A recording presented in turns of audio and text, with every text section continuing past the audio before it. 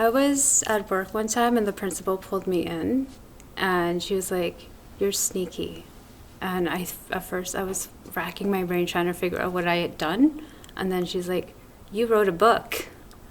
And I didn't tell anybody, but then I got called again a week after that saying, "We purchased 400 copies of your book to distribute to the kids and to families in Pikangikum."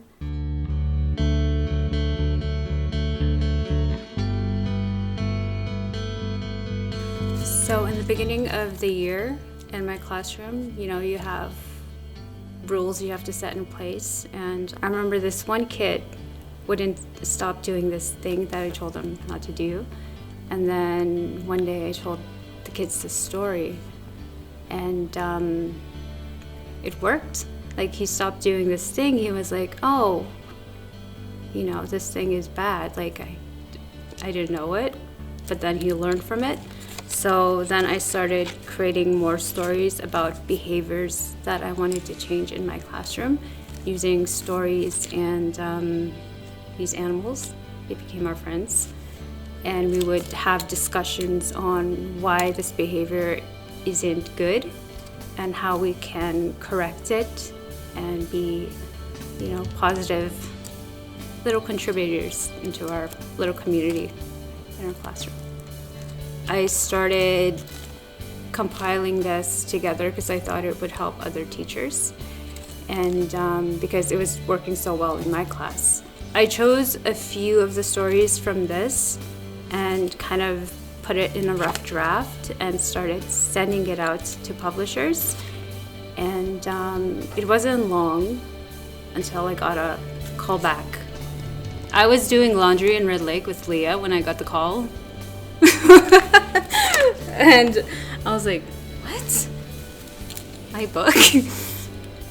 So yeah, it was in 2019 in August, I remember. So it was a year after this. Every step of the way, like, they included me in all of the decisions, and I made changes. One of them that was important to me is for the little girl to have the traditional dress, because I had heard that there were kids, little girls that were wearing dresses that were being made fun of. And, to see a book with a little girl with a dress on, I thought, hopefully that makes them feel a little bit better because they see themselves in a book. And representation matters. It really matters. And I look at my book and I'm so proud of it. So the story of the book is about oral history and the passing down of stories and legends and morals that were given to us by our grandfathers, our grandfathers' grandfathers, and so on. Passing on these stories, these teachings, is important for me because, everybody says, we should have more inclusion of our culture into the school, and this is one way we can accomplish that. It wasn't until we got to the book, going back and forth, that I thought, why not use a name that I know in my life? At that time, I was really close, I'm still close to my niece, Skye. I would see these little pictures of her and her grandfather. They spent a lot of time together, and I thought, why not have her be in the story with her grandfather so she can grow up and see this. So for me, writing is my outlet.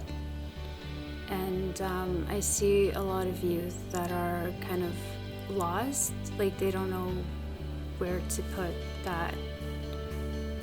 all of those emotions that they're feeling. And I hope that I can inspire them to find their own outlet, creative or sports, anything that they're able to kind of work through those emotions and realize that they can do anything that they want because they can.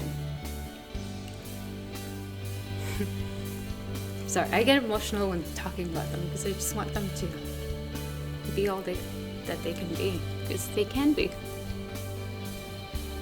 Now that I'm older, like, I've learned to appreciate the land so much more because I started like learning about traditional medicine, and in this spot actually behind the rink here, there's a trail, and that was a place where I found like 7 or 8 moccasin plants, like all in a row.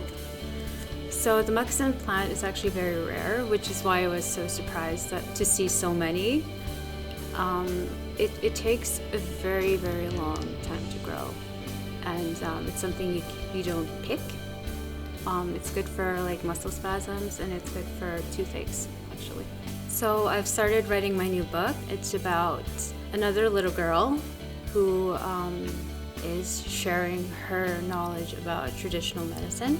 So my hope for that book is for kids to learn about traditional medicine and to become stewards of our community, about the land, and to hopefully preserve it for generations to come.